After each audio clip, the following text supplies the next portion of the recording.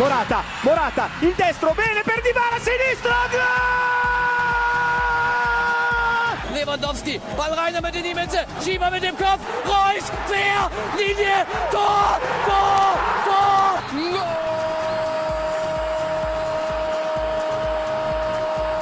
Golazo de Cristiano Ronaldo para el Real Madrid.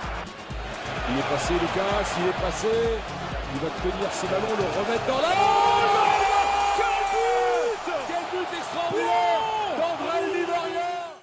Hello and welcome. This is your one-stop shop for Europe's Big Four. It's the Football Hipsters podcast. It's episode number 19 and I am your host as always, Kris. And tonight joining me I have Drew and I have Tom. Good evening, gentlemen. Evening. Hello. Now, you might have noticed, those with eagle ears, that we're missing a member. We've got a man down. John is not able to be with us this evening as he's had some unexpected personal issues pop up. I understand the clinic is full, so he's at a long list sort of waiting to be seen. So I'm sure he'll get there eventually. I joke. We wish John the best. I'm sure everything will be fine, but he is unable to join us this week. So it's a three-man crew. We're going to rock and roll and get straight into it because we have a packed show for you. We shall begin, as we do every week. Hopefully better news this week. It's the Mighty 90. Right, now, Mighty 90 with a twist this week. Why, I hear you ask? Simple.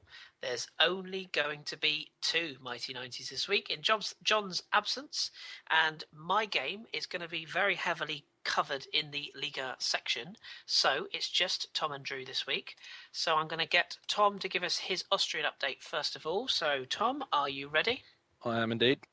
Your Mighty 90 then begins now.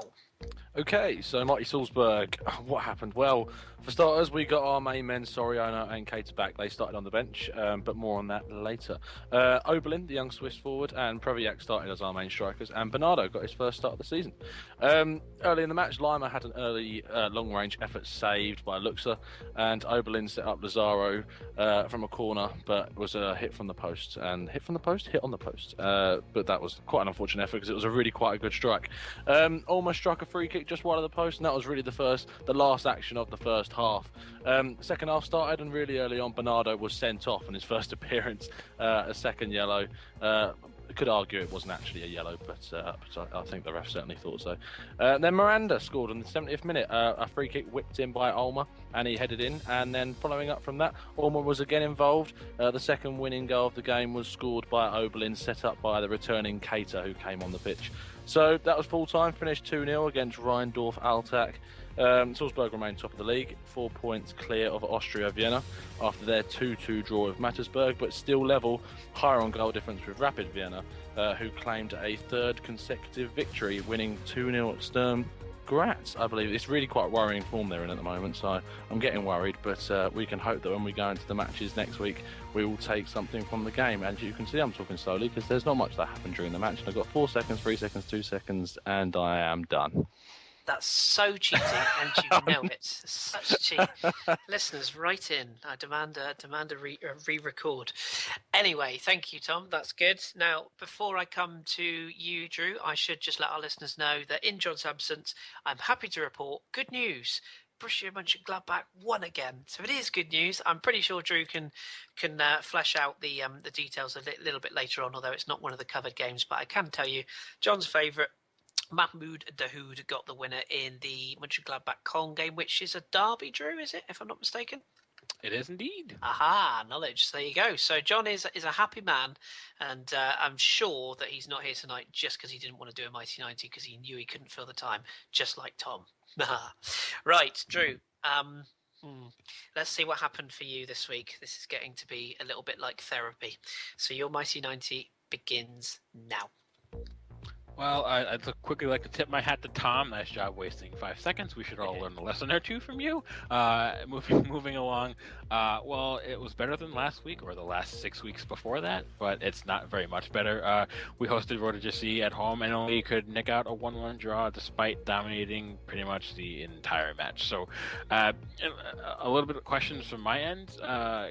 finally, Elia and Dirk Kuyt finally got back into the starting 11. The problem is Dirk Kuyt started in center midfield, so I don't know what Giovanni Van Bronckhorst is doing anymore. I'm personally confused. In regards to our performance, it's a much better performance. Dirk Kuyt actually got the lone goal on 45 minutes, but for me, it was one of those, and I know Kris and Tom, you guys watched the match, but we had so many more chances to put the game away, and we just couldn't. And this goes back to what I was saying about how when certain players in our 11 don't score, we don't win. So if Kuyt and Kramer and Elia aren't all firing on cylinders and finishing chances away, we don't have people with bring off the bench to get a result, and if they're not doing the business, then no one's doing the business. I think that's our biggest problem moving forward. Speaking of problems, we're now sitting in 7th place. We're behind Azad Alkmaar, FC Utrecht, Heracles, and Betis.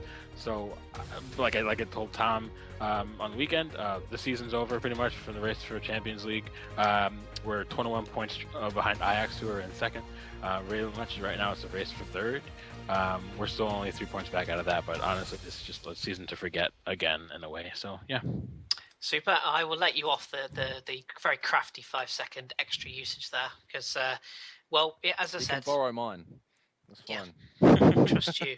As you said, though, Drew, it is starting to turn into a therapy session for you every week, isn't it? But hey, I mean, at least a point. I mean, that's got to be better because I think I'm right in saying that Vitesse missed a pretty good chance to go 2-1 up, and then, as you say, Feyenoord missed another host of chances to win it late. So, oh dear.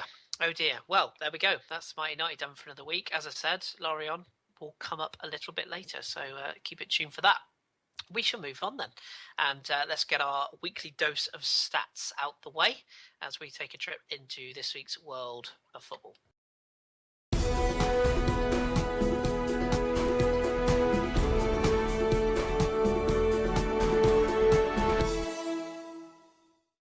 Right then, this week's World of Football. Let's have a look and see what is going on in our leagues. So, there was no Premier League games at all this weekend as it was FA Cup.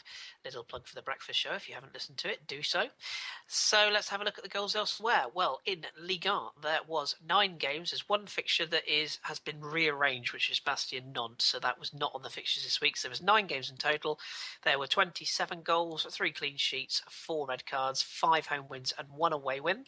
In Tom's La Liga, there's 24 goals from the 10 games, 4 clean sheets, no red cards this week, 3 home wins, 3 away wins, a nice little split there. In John's Serie A, 28 goals, including tonight's game, 4 clean sheets, 5 red cards, 5 home wins, just the 1 away win from the 10 games played. And finally in Drew's Bundesliga, there was 18 goals for the 9 matches, 5 clean sheets, no red cards in Germany again, 4 home wins, 2 away wins. So the totals for this week across Europe: 97 goals, 16 clean sheets, 9 red cards, 17 wins were at home, 7 were away from home, and that's across 38 games. Just to pick out a couple, or cherry pick a couple of little facts from our year-to-dates as we speak right now.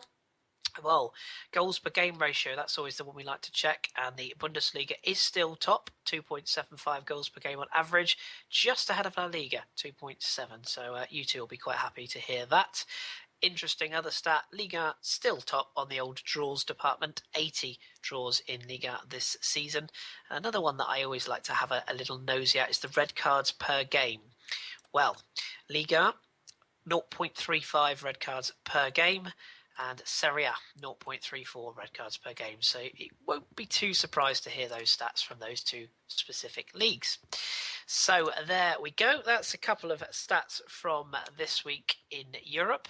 And we'll now take our first dive into a league. And Tom, we're going to start with you as we go Spanish and all things La Liga.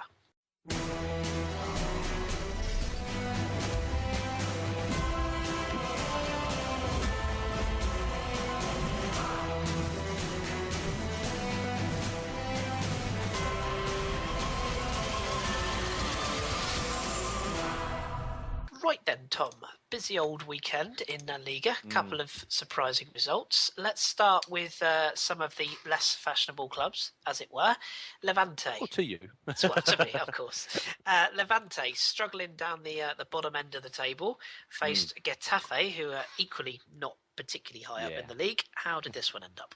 Yeah, well, Getafe went into the match with losing their past 4 matches, and of all the teams Levante could have played, this is probably the one they wanted the most. So it was quite lucky for the run that they're on as well. And it started really well. Morales opened the scoring with a great individual goal coming in from the left and hitting a shot across the goal into the bottom right-hand corner. So the game started off well for Levante, and it carried on that way. And quite badly, the ex-Sunderland man, Virginie, brought down Morales, the previous scorer in the box, and the quite calm Giuseppe Rossi doubled the lead from the penalty spot. Morales then finished his amazing performance by setting up Verdu to twist and turn before firing past Guetta for the 3rd goal. Getafe are really in trouble that game, finishing 3-0, and with 5 losses in a row, you have to say they are the worst form team in the league, and Valencia turning their form around, as I'll speak on later. You can really put them down as relegation favourites again. So Giuseppe Rossi back on the score sheet. That will please John. And I would guess you'd say his goal is going to be vital if Levante have got any chance of getting out. Yeah, of this. him and Davison definitely. Yeah, Davison, I like him as well. Not Jim Davison, we should stress. No. If he turns up in Levante, that really would be a story. Let's move on then. Celta Vigo playing against Eibar. Two surprise packages this season. I think it's probably fair to say. Who came out the winner in this one? Yeah, certainly second half of the season, more Eibar. First half, certainly Celta getting up into that top 4 early on. They've dropped down a little bit, but this game they certainly got back on track, and their first half was immense. Iago Aspas setting up the on loan John Guidetti for an easy finish, an open goal, and then Johnny Castro's deflected effort looped over Riasco, and that doubled Celta's lead. Second half came around, and the trend continued. Malo laid off Guidetti again, another easy finish. Does seem to get these put on a plate for him quite often. Then the man returned, who's been out for so long, Nelito, came on in the 72nd minute, and unfortunately that didn't help Celta too much. They went and conceded 2 goals in the 84th minute. Saul Bergeron scored an 84th minute penalty, and in Inui, the Japanese winger, scored them from a great finish, which was a nice finesse shot from the left hand side into the bottom right hand corner in the 87th minute. And unfortunately for Eibar, they couldn't score another, and Celta held on. So it's a bit up and down now for Eibar. Celta seem to be back on form, and it'll be interesting with Nelito coming back to see how they fare going into the rest of the season. You would be very proud of me, Tom. I signed Nolito on FIFA manager mode the other day. So I brought him down to Mallorca into the second division, and you'll be happy to know he's top scorer and he's having a lovely old time. He'll get a couple of years out of him, yeah. Yeah, I didn't have to pay over the odds at all, honest. Good. Anyway, moving on. Right, let's pick on one of the big boys then. Real Madrid, Zizou's Real Madrid. They went away to Malaga in the Rosaleda, is it? I think I'm right in saying? Yes. Yes. Oh, knowledge. Rosaleda. How did they get on? Well, I actually, because I'm a bit of a betting man, don't tell my missus, I put a bet on Real Madrid to win this, but the only reason I did that is because their odds were so good, and there's a reason why they were so good. It's because Malaga and Real Madrid have a bit of a history of Malaga doing reasonably well against them, and they certainly performed highly in this match as well.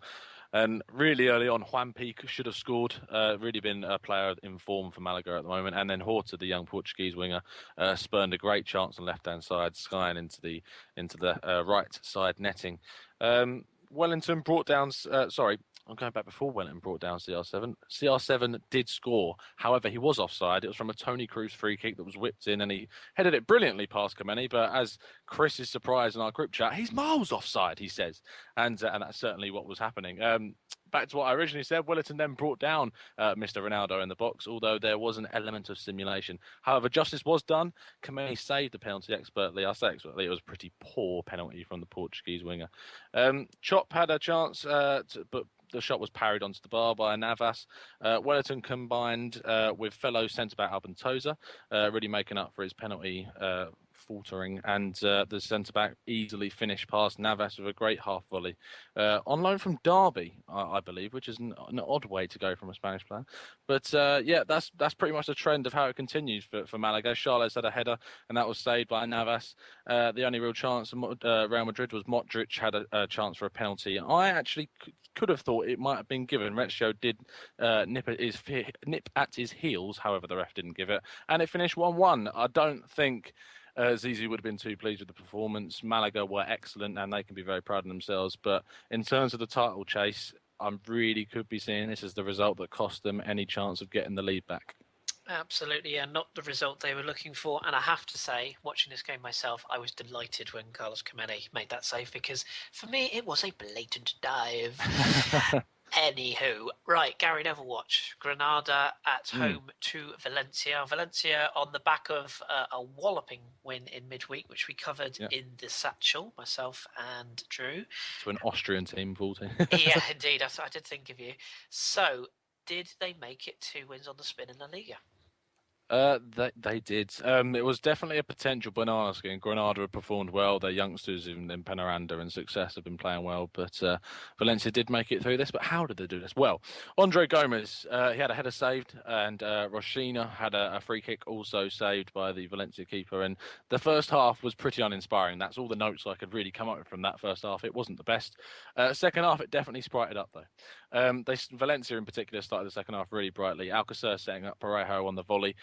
Taking it and right into the bottom left-hand corner, really expertly finished. It was actually a really good performance from Pereira all game. He really ran the midfield.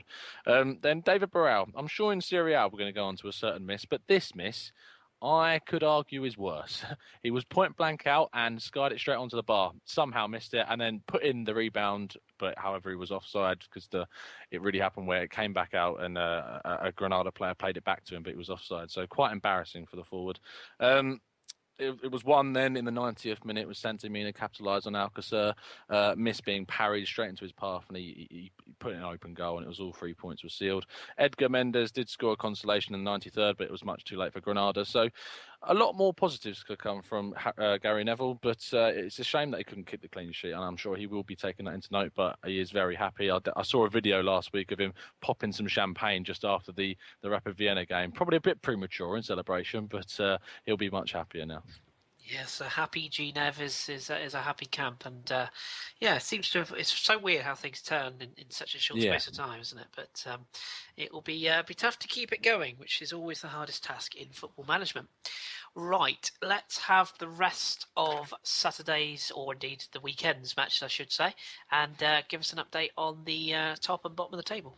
Yep, so Barcelona, they go to play Arsenal in the Champions League, and they ran out and grinded out a 2-1 win away at Las Palmas. Jose getting the goal for Las Palmas, and that was interspersed in between goals of Suarez, who scored early on, and Neymar to put Barcelona in the lead, and that's how it finished, 2-1. But Barcelona showing that they can grind out results, much like they did at Getafe earlier in the season. Espanyol ran out 1-0 winners, finally, against Deportivo, the Draw Kings. Asensio, my young Spaniard man, scored a great goal and could have had many more. He really ran the game from that midfield. Real Betis and Sporting Gijón ran out 1-1 draw. Pizzella for Real Betis and Carlos Castro. The goals coming 2 minutes apart in the 65th and 67th.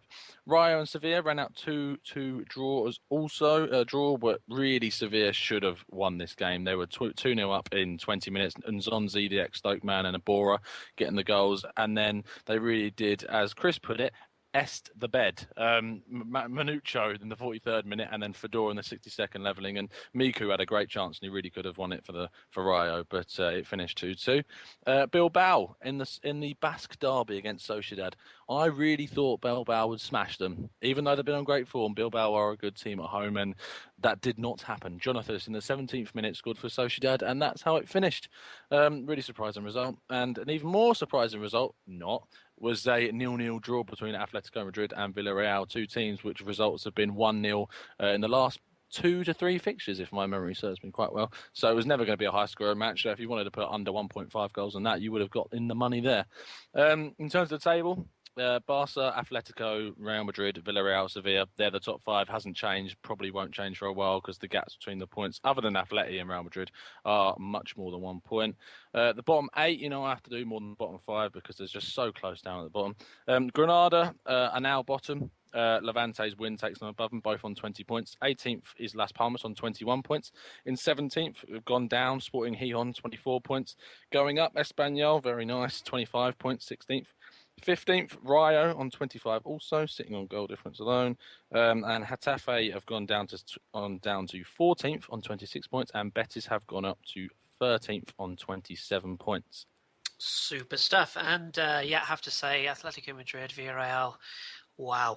That was an assault on the eyeballs for all. It was. The wrong They're two reasons. teams that are very quite similar in how they play, and it was cancelling each other out all match. So. Yes, that it was.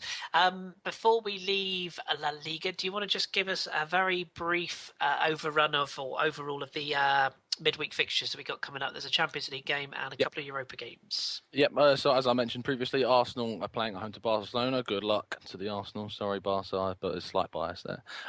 In the Europa League, Bilbao take a 1-0 lead back to the Basque region against Marseille. Rapid Vienna have got a lot of work to do, losing 6-0 at Valencia, and let's hope that maybe they can get some goals back, do it for the Austrians. Mulder lost 3-0 away to Sevilla, so in the reverse fixture they've got to overturn that. And Napoli are at home to Villarreal, and Villarreal, really impressive 1-0 win at the Submarines ground. So, I can probably see Napoli going through on that, to be honest, because one goal I don't think is enough. But it'll be interesting. In terms of a fixture to look out for next week, Real against Atletico. The Madrid derby must be one to watch. I'm putting my bets on Atletico because I just don't think Real have enough to win that. Should be fun. That game should be fun. Be worth a watch, and quite crucial given the gap between Barca and the two Madrid clubs in first and second. So quite a big game, especially heading into the next Clásico.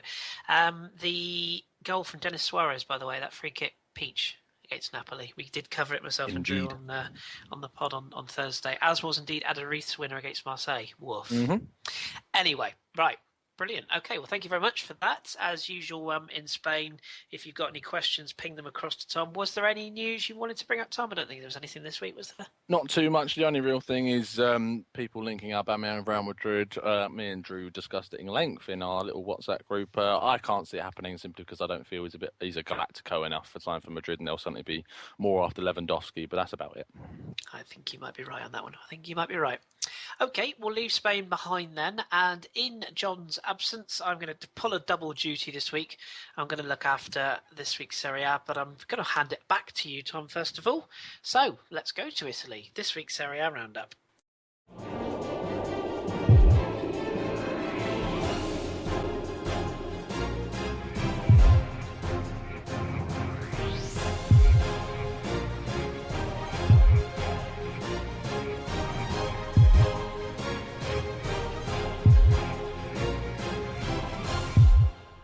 Okay, this is odd. This doesn't feel right, Chris. I don't like it. Strange, isn't it? I'll step into the hosting boots for a second, and I think we must start with the Verona derby. Now, Verona haven't been great this season. How did they get on? Well, they have another victory. 2 victories all season. They are the TOTW of Italy. Me and John have a little bit of banter going on about this, about how many games between TOTW and Verona, who's going to win the most games. Well, this was like a 1994 classic because it saw the goals came in from Luca Toni and Gianpaolo Pazzini in the same game. That's 38-year-old Luca Toni and big Gianpaolo Pazzini, who I'm sure you'll be familiar. He's been around the houses. He's now 31. So 2 classic goal scorers there for you, typical Italian. But the 2 goals put them 2 up. This is Hellas Verona, of course, and then Chievo got one back through Pellissier from the penalty spot on 71, but a late winner from Ianita, or a late clincher, I should say, on the 90th minute mark. There were red cards, standard for a derby. Spolly sent off for Chievo, and for Verona, the home side, Moras was sent off on 70 minutes, which was in the incident that led to Pellissier's penalty for 2 bookable offences. So it's a pretty big result, this. Obviously, it is a derby, but it just gives Verona that little bit of a hint. They are still slightly adrift of getting out of the relegation zone. I say slightly, quite considerably, but you just never know. Winning in a derby sometimes might catapult some form. Certainly. Nice to hear a bit of blast off past Pazzini and Luca Toni. Moving on, so how did my team get on? Now, I know that I'm not the biggest Serie A fan, but I do have a bit of a partiality to Fiorentina. So how did they do away to Atalanta? La Viola came up with the points. Really good result. This having straight off the back of their 1-1 draw against Spurs in midweek, and you often find with teams that there's a little bit of a struggle playing straight afterwards. But they ground out this one. It was a really dull first half. Not a lot happened at all, and then the second half just exploded.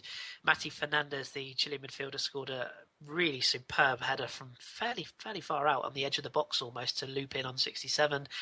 Christian Tello, player you'll be familiar with, Tom, on loan from Barcelona. He's done very well since he's turned up in Florence, and he scored the second and what seemed to be the clincher at 81 minutes, only for Conti to pull one back 3 minutes later, and it was game on. Kalinic up the other end, 87 minutes, Fiorentina 3-1. You thought, yep, there we go, point safe, and only for Pinilla, the other Chilean, on display. He turned up with a 90th minute goal back for Atalanta, 3-2.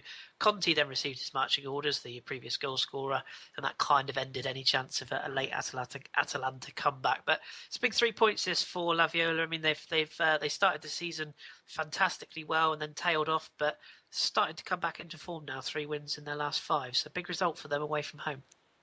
Certainly, I was a bit of a few moment at the end of that game for me. Certainly, another team that haven't dropped off recently, are in great form, is Roma. However, I did speak earlier about a certain David Barão miss. Can you tell me more about, and maybe even more of a famous miss in this game? Oh, what a night for Edin Dzeko, the former Manchester City forward. He missed. It's hard to describe. I'll do my best. The ball comes across. I believe it's Mo Salah, who swings it across, or it might have been Keita. But either way, it's across from the right hand side of the edge of the box. It goes cross shot kind of into the area. The goalkeeper of Palermo palms it out to the back post. There's Dzeko. Nobody around him. Completely free, open goal. He's got 3/4 of the goal to aim at, and he doesn't even scuff it. He just passes it kind of back across goal and out for a goal kick. It's fair to say, had he not gone on to do what I will tell you he did shortly, he would have been absolutely pillared. But luckily for him, he did score the opener on 30 minutes. He then went on to set up 2 and score his second of the game, late on. So 2 goals for him. Another goal for Keita, who you'll also remember, I believe, was he at Sevilla? No, Barcelona, wasn't it? Yes, it was. Yeah. Of course it was. So he scored the second. Mo Salah scored 2 in 2 minutes. And if you haven't seen the second goal from Mo Salah, I'm sure Drew will be familiar with the little vine going round of Bayern Munich players doing this little skill, as has Messi, with the idea of curling the ball from almost behind the goal and into the goal. Mo Salah was practically on the touchline, and he just got the most perfect contact and bent it right the way around and into the far corner. It's an absolutely fantastic finish from the most acute angle, so do look that one up. And then, as I say, Dzeko popped up with the clincher on 89 minutes. It's a 5-0 victory for Roma. Under Spalletti, they're just a team reinvigorated completely. 5 straight wins. They're flying, and it's a big result for Roma this, because it puts them back into that hunt for a Champions League spot. However, for Palermo, despite all the changes of coaches that John's alluded to many times, this is just another thumping, and they're in all sorts of trouble. Indeed. Speaking to a few Real Madrid fans, they were very impressed with Salah's performance in midweek, even though they came out with the loss. But we move on to quite an important match for a certain Naples side tonight, at home to Milan, off the back of obviously the disappointing result against Juventus. What happened? Well, as you rightly say, massive game this. Obviously we'll go through the other results in a moment, but Juventus played early in the weekend, and they missed a chance to sort of extend the lead with a 0-0 draw away at Bologna, which gave Napoli surely all the food that they needed to push on and grab a winner and get that sort of lead back at the top of Serie A. But unfortunately, they couldn't quite do it. Lorenzo Insigne, former Hipsters Choice, he got the opener after it's a heavily deflected shot, which Donnarumma did all he could, the young 16-year-old, to scramble across his goal, but he couldn't keep it out, and that was 1-0 to Napoli on the 39th minute. And you thought, yep, nice, cosy sort of lead for Napoli, who were probably the better side overall in the first half. But wouldn't you know it, a breakaway goal from Bonaventura, who's it's been exceptional for Milan, has to be said, all season. He popped up with the equaliser a minute before half-time, and it gave Milan that real sort of that something to defend in the second half, and defend they did. They had a few chances themselves, breakaways for Milan, but the second half was largely about Napoli getting very frustrated. Gonzalo Higuain in particular was visibly frustrated, and Dries Mertens coming on as a sub, he hit the post, and it was agonisingly close to Bacca putting it in his own net after clearing the rebound. But the game ends in a draw. It's a huge point for Milan, who are much improved under the coach's name, Mihailovic, that's the name. They're much improved. It's a big point for them away from home, but I think this could be really, really a really big blow to Napoli, having lost last week to Juve, and then missing the opportunity to take advantage. It's a real blow to their title hopes. Yeah, I'm quite a fan of the Napoli sides going back in the past, and it was disappointing for me to hear that they did draw. So let's move on to happier times. How about you give us the rest of the fixtures and the table as it stands? I certainly can. So, as we mentioned, then Bologna 0, Juventus 0 on the Friday night. Again, largely of offense versus defense, to put it in American sort of terminology. But yeah, attack versus defense was the name of the game, and Juventus unable to break down Bologna, who has to be said, but very, very stubborn and did very, very, very well to keep out the Juve attack under Donadoni. So that was 0-0. Inter, they got a 3-1 victory over Samp. Me and John were delighted. D'Ambrosio, João Miranda, Tom, you'll be familiar with him, and Captain Mauro Icardi with the goals for Inter. A late Quagliarella goal for Samp wasn't enough, so 3 points to Inter. Torino and Carpi stank it up on Sunday, 0-0. It was a wretched game. I watched it, I would know. Empoli, they lost away at SAS. SAS win 3-2. They actually went behind. Zielinski put Empoli in front, but Dominica Berardi and 2 goals for Defrel, who was exceptional on the day. That made it 3-1. Macaroni, Big Mac got a penalty back on 70, but it wasn't enough. 2 red cards in this game as well. Tornelli and Miseroli for respective sides both sent off. Genoa, they beat Udinese by 2-1. Coming from behind, Ali Adnan becoming the first Iraqi to score in Serie A. There's a name for you. He put Udinese in front. However, it didn't last. A Alessio Cerci penalty and a Laxalt winner on 70 minutes got the points for Genoa. And lastly, Frosinone and Lazio also stunk up the joint. That was another 0-0. Wasn't a particularly good 0-0 either. Lazio did miss some very, very good chances in that game, but there wasn't a winner. As far as the table goes, well, Juventus still top by a point after Napoli's result tonight. 58 points from their 26 played. Napoli, 57 points from their 26. La Viola Fiorentina up to third, 52 points. Roma just behind on 50. Then it's Inter on 58 and Milan on 44 make up the top 6. SAS just outside on 7th, on 38 points. And at the bottom, Hellas Verona still in trouble, 18 points from their 26. Carpi, same number of games, 20 points. Frosinone, 26 games, also 23 points. And then just outside the relegation zone, it's a real scrap between Samp, Palermo, Udinese and Genoa, maybe even Atalanta reading up the table. And there's one notable team that's always worth picking up on, Lazio, still struggling all the way down in 8th. So that's where the table stands right now. Okay, just as I did, highlighting any midweek Europe fixtures. Do you want to hit them with them? Yes, indeed. So obviously, people will be aware that Juventus play Bayern Munich. I'm gonna let Drew do the previewing of this one in a sort of a large amount, but I will just say that Max Allegri has said he expects there to be a goals galore game against Bayern. So I'm sure we'll touch on that in a minute. So that's where we are with that one. And as far as the other games, Europa League. So you mentioned obviously Napoli Villarreal. I share your thoughts on that one, by the way. In Fiorentina, they go to White Hart Lane to play the return leg against Spurs. That one's 1-1 from the first leg. And Lazio go to play host to Galatasaray. That's also 1-1 from the first leg. So that's the Italian teams in action this week. And I will just give you the Juventus team news just ahead of this game at Bayern. Mandzukic is available. Chiellini is expected to return, as John alluded to last week. Alexandro did not recover in time, so Chiellini is very much sort of not quite sure what's going to happen at the moment. The squad that they've announced thus far is Buffon, Khedira, Zatsa, Marquisio, Morata, Pogba, Hernandez, Barzali, Cuadrado, Mandzukic, Bonucci, Dybala, Rugani, Neto, Lichtsteiner, Storaro, Evra, Pereira, and Ordero, and then Chiellini, as we say. Seems it's very much 50-50 whether he's going to make it or not. So that's where we are. And finally, I'll pick a game out. Let's see if we can find one that John would be happy with. What would John say? Oh, how about Juve Inter? There you go. That sounds a bit tasty, doesn't it? You've also got Fiorentina Napoli on Monday as well. So come on, Viola. It's a bit of a pick-em, that, isn't it? But no, I'll go with Juve against Inter.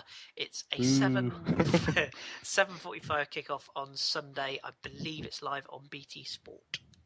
Cool. Okay, I'll hand you back unless you've got any news for us. No, that's everything. As I say, just that big midweek game with Juve and Bayern, and you'll be happy to know that as far as I could find, there's been no sackings in Italy this week. Amazing. Wow, that is impressive. I'll tell you one bit of news I just thought of. The Phantom Menace is back. Jeremy Menace made his return from injury for coming on as a sub in tonight's game at Napoli. Absolutely. So there we go. Right, I will take back the reins then, and we're going to steer things into a German perspective now and go across to Drew as we take a look at this weekend's Bundesliga.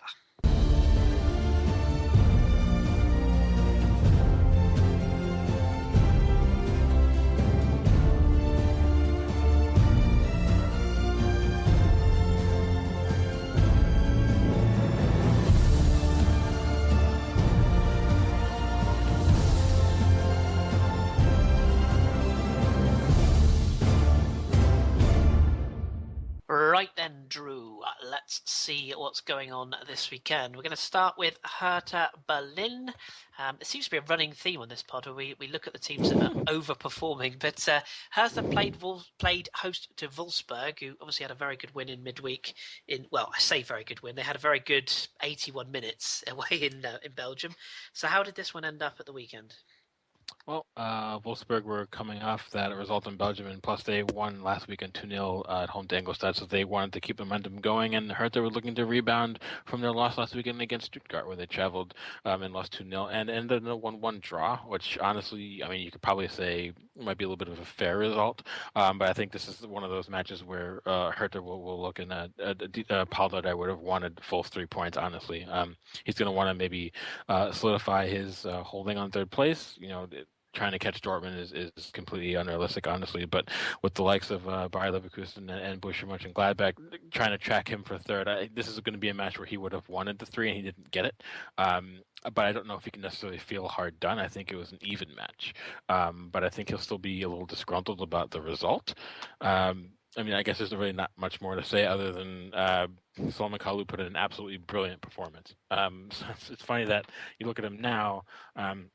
Us as Arsenal fans, we are always permanently linked with him. Every window is Wenger moving for Salomon Kalou or whatever have you. But honestly, he's been probably their best player this season. It's interesting to see how well he's been playing. But the other key performers didn't really play. Vlad Derrida, Vidal Bisevic didn't really play all that well. Lustenberger didn't have a very good performance in center midfield. John Anthony Brooks was actually pretty poor at the back, honestly. So I guess on the strength of it, 1-1 is pretty fair. But again, he's going to be a little disgruntled as, Gladbach won.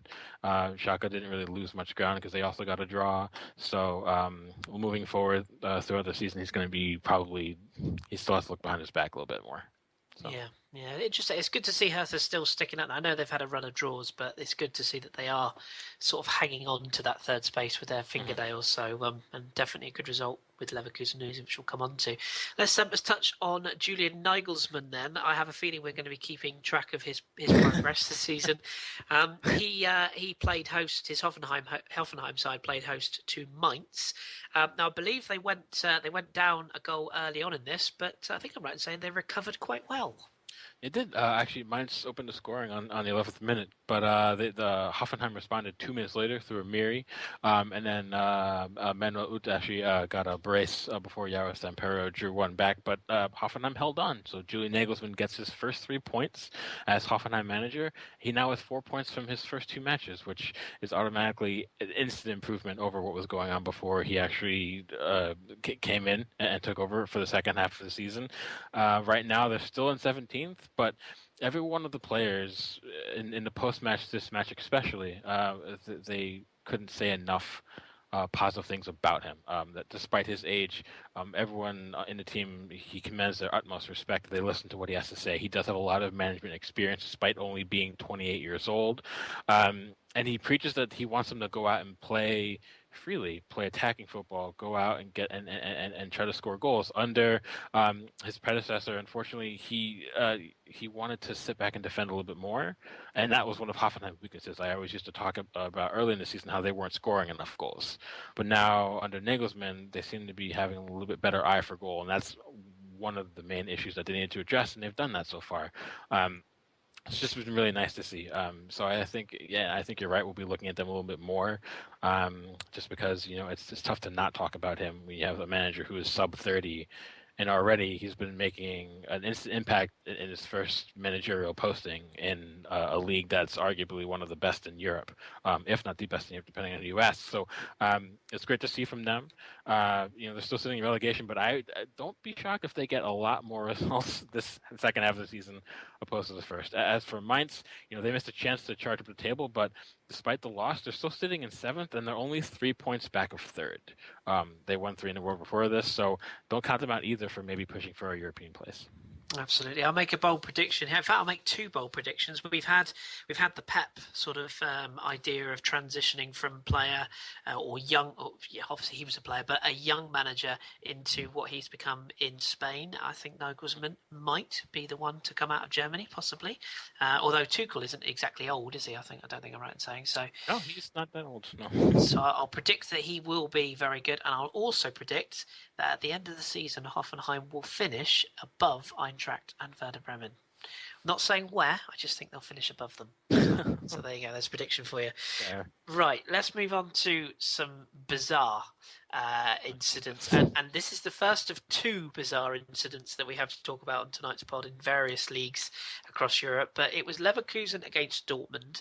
Now, I know there was a bit of a fear in Germany that this game wouldn't be sort of the Topspieler that a lot of people think. You think of these 2 sides, you think goals, but it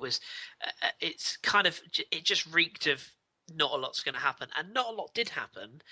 But then Pierre-Emerick Aubameyang popped up with what turned out to be the winner. That's not the story here, though, is it? No, it's what happened in a run-up to his goal. So Stefan Keisling was supposedly committed a foul, turned the ball over. Dortmund break. Eric Durham puts the ball across the face of goal. Aubameyang slots it home for the winner. But it's the reaction of the Leverkusen fans and Roger Schmidt and his coaching staff that makes it so bizarre. So after the goal, all the Leverkusen fans are surrounding the ref. Roger Schmidt is absolutely losing his mind on the sidelines, and the ref wants Roger Schmidt to be removed to the stands because of his conduct. He refuses. The coaching staff refuses. The Leverkusen fans keep remonstrating with the ref. Keising actually stands right next to the ref and says something. In that immediate moment, the ref then points to his officiating crew. He points to the tunnel. They all just walk off the pitch. This lasted for about, 5, 6, 7 minutes or whatever before they all come back out. They finish the match. But this is honestly, I personally have never seen something as bizarre as the officials just saying, have the audacity to say, you know what, I'm done here, we're done here, and just leave. Usually under those circumstances, he'll try to get control. He'll at least, the match will be paused while things kind of calm down. But the fact that he walked off the pitch down the tunnel, for me, it was absolutely shocking. But in regards to performance, Dortmund were under strength. American Christian Pulisic actually started. Maurice Leitner actually started. Sven Bender started. Eric Durham, I said, also started. So without 4 slots were taken by not regular 11 players, and they still got a result against a difficult Leverkusen side. So Thomas Tuchel will be happy with the performance. Roger Schmidt won't be happy with. They might feel a little bit hard on this, not just the goal, but Chicharito was not on his best form. He actually had a chance late on to level matters. So Leverkusen might feel that they deserve at least a point out of this, but Dortmund will take the 3. And so they've solidified their hold on second place now. As I said before, they're 15 points ahead of Hertha now. So, they'll have their eye on trying to chase Bayern down. But this is what they wanted. And Leverkusen, again, I said it might feel a little bit hard done, but they're still in it. They're sitting on 4th place on 35. So, yeah. Really worth looking up, especially Rudy Vuller's face as he was asked by the 4th official to politely go and ask his manager to go to the stands. That was quite a scene and quite a facial expression from Big Rudy there. So do look that one up. We'll finish our roundup then with a game that I watched on Sunday. This was Schalke, who hosted the in-form Stuttgart. I think it's fair to say their run of wins, did it continue as they went to Schalke? their run of wins didn't continue, but their run of not losing continues. So they actually earned a draw in Gelsenkirchen. It was 1-1. Unispel Honda found net again for their home side, but Martin Harnack scored in the 74th minute, so Jurgen Kramny's men pick up a point on their travel, something that they've struggled very much to do over the course of the season. But honestly, it depends on who you ask. If you look at a lot of websites that go through statistical numbers, they would say that Schalke actually had the edge. But I honestly feel like Stuttgart were the more impressive of the two sides. They did create more chances. Instead of going with a counterattack away from home, they actually went with a 4-1-4-1 and actually outpossessed Schalke at their home ground. So it shows that Jurgen Kramny can actually deploy in a way that it's straying away from the preferred counterattack method he's been using so far under his tenureship. But they still have kept that the team performance that they've been putting through since he's come in. They still look very good through the middle. Deno David did not have a good performance though, but on the strength of it, if you look top to bottom and their side, I think they did enough to get that point. I think honestly, they might be disappointed they didn't win, but for them it's just about results right now and distancing themselves from 16th and 17th, and that's all that was required. With that result, they're up to 11th now. Their goal difference is only -8, so that's already a drastic improvement over where they were when the Hinrunde came to a close. So I think that's all they could really ask for. Schalke would have been upset that they didn't get the full 3 points at their home ground, but they're still sitting in 6th. So they're still in a race, honestly, and they're only 2 points away from 3rd. So still in a race for 3rd and 4th. And I think that race for all the European places, 3rd through 6th, is going to be right up to the end of the season. The gap between 3rd and 8th is actually only 5 points. So it's going to be that way for the rest of the season, but it's great to see. Very decent game, actually. Very watchable. It took a while to get going, but when it did, it was very very watchable and a good point for Stuttgart. I think that's probably fair to say. A decent return for their travels. Let's have the rest of the results and indeed a look at the top and bottom of the table. Sure. Eintracht Frankfurt hosted SV Hamburg and it ended 0-0. Bayern Munich won 3-1 at home against Darmstadt.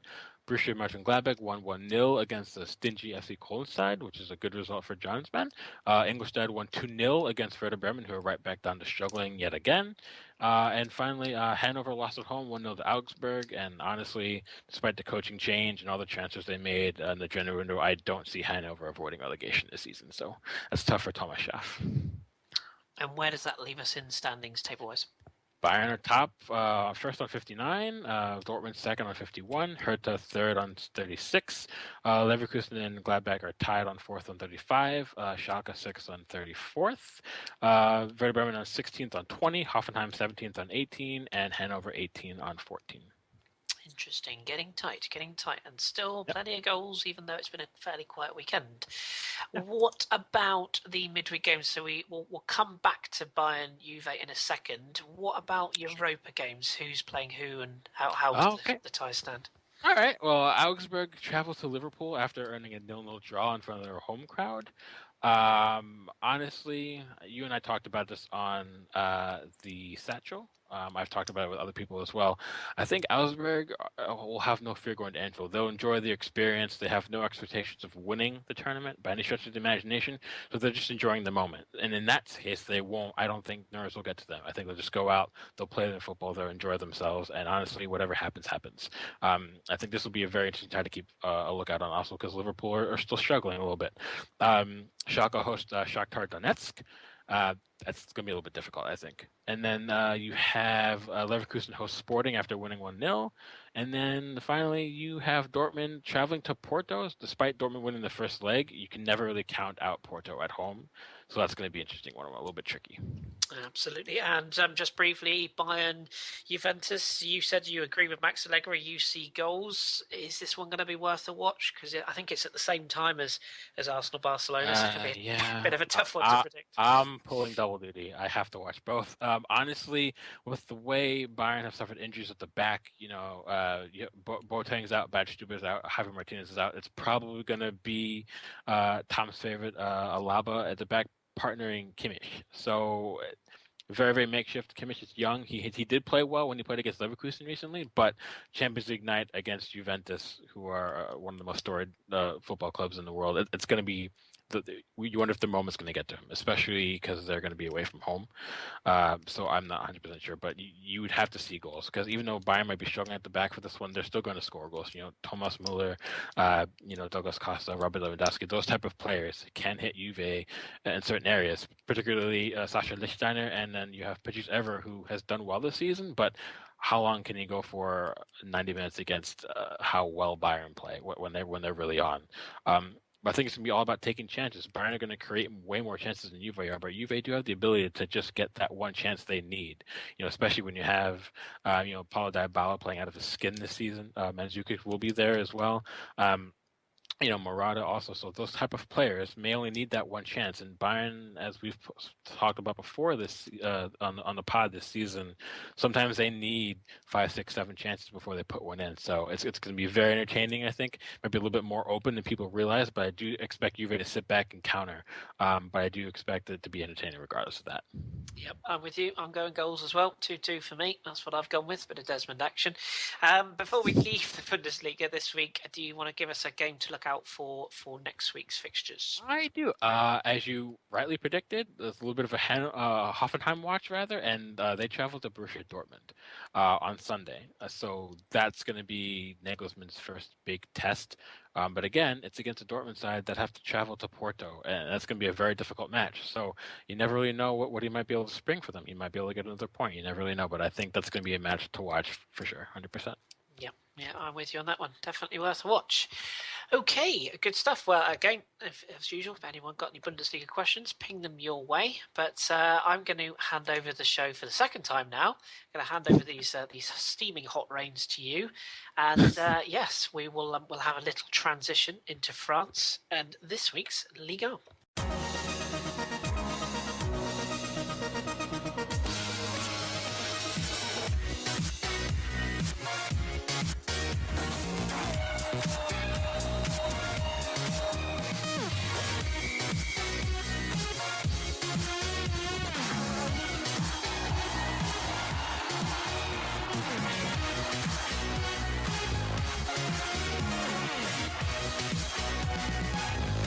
So yeah, as Kris just said, I'll be hosting Ligue 1 this season.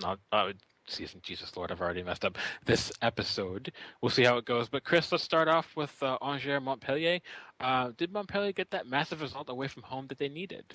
They did, and boy was it needed. And I'm going to be honest, I didn't see this coming. Angers, they are struggling, I think it's fair to say. They've had 7 defeats in their last 8.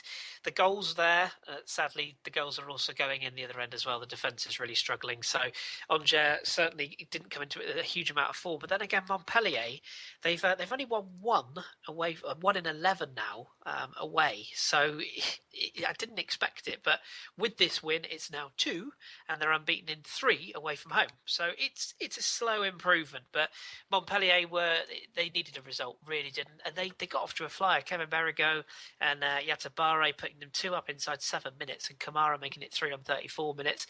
They had a little bit of a wobble. Bukamatu got one back on 64 minutes, and you thought, right, game on, but then it all went a bit quiet until the last minute, and Karanovic getting a last-minute goal back for Angers, but alas, it was not enough, and Angers, that's 4 straight defeats now, and having had such a brilliant start to the season, they are tumbling down the table. But as I said, this one's all about Montpellier. Massive result for them, and you'd have to say that if they are going to get out of the issues they're in, don't forget this is a team that were champions not so long ago in Liga, but under their new coach Frederic Orts, I think it's fair to say they're going to have to improve that away record if they're going to get out of the trouble.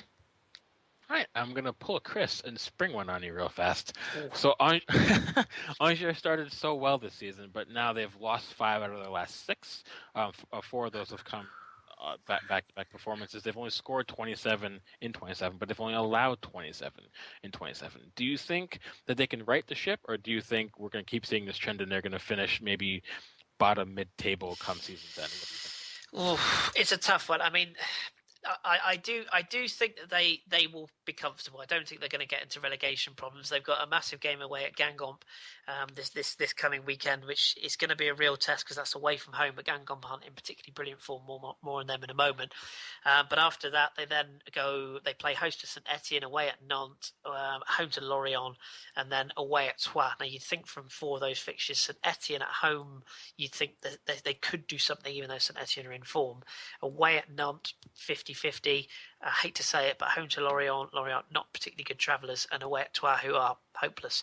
So you'd think that from those next 4 to 5 fixtures, they can get a couple of points to steady the ship. But as you rightly say, they don't score a lot, and if they're letting them in, it's a bit of a worry. So if I had to put my neck on the line, I would say between 10th and 12th finish is probably where they're going to end up. It's still a pretty good season from where they've come from on the budget they're on. I think it's fair to say they'll be pretty happy just to stay out this season. All right, thanks for that. Moving right along, I won't need to introduce this match. I'll just let you have your fun. Kris, Lorient Gangomp, go ahead. Yes, well, it was the main reason I bottled a Mighty 90 was because there's so much to cover. There's just no way to get into it, so I will do my very best to whip through it. But Lorient coming out of this with a 4-3 victory, and trust me, it did not look like they were going to at one point in this game. They were 2-0 down inside the first 37 minutes. Saliba getting both goals, a goal down in 3 minutes, and the second on the 37th. But they got one back right before half-time, which was crucial. Waris, of course, the man who you might remember being sent off for a crazy incident earlier on in the season where he kind of kung fu kicked a player. It was really bizarre. But he's back in the side. He got the goal on 39 minutes, which gave the momentum. And then my boy, Benjamin Genot, popped up right after half-time in the 48th minute to make it 2-2. And then wouldn't you know it, the very next attack, up popped Waris, 49th minute, just a minute later, in fact, less than 60 seconds, Lorient turned it around 3-2. And all was well. We were delighted. However, Jimmy Briand popped up to equalise for Gangomp, who were very much on top at this point. 59th minute, so just before the hour mark at 3-3, and you're thinking, okay, draw, we need to try and kick on and win this. And then with 93 minutes on the clock, a foul on the edge of the box presented Rafa Guerrero, who's been linked with a host of European clubs, with an opportunity from a free kick from the dead ball, and wouldn't you know it, whipped it over the wall into the top corner. Beautiful. So a 90th minute winner, and Lorient march on, and it was a win that Lorient needed, to be perfectly honest. It's the first time they've actually got an injury time winner. There's a little stat for you, since Vincent Aboubakar got one against Nice in April 2014. So it was a really, really vital win for Lorient, who have been struggling. I can't deny that. And Gangomp, well, this is a real kick in the teeth for them because they've only won 3 in 16 away from home.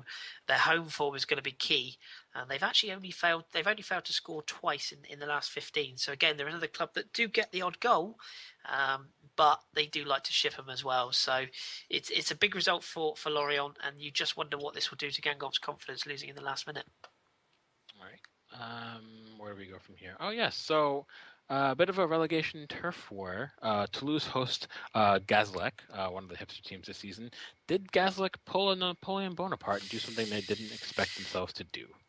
Well, for a long period, I thought we had Gazlec back. All was well. I was like, yeah, the beautiful buggers. I nearly swore then. Buggers at Gazlec. They were. It was all going well, and Mailly got the goal in 59 minutes to put Gazlec in front, and it looked like they turned around this wretched form, and then wouldn't you know it, Isiaga Silla was sent off with 10 minutes to play.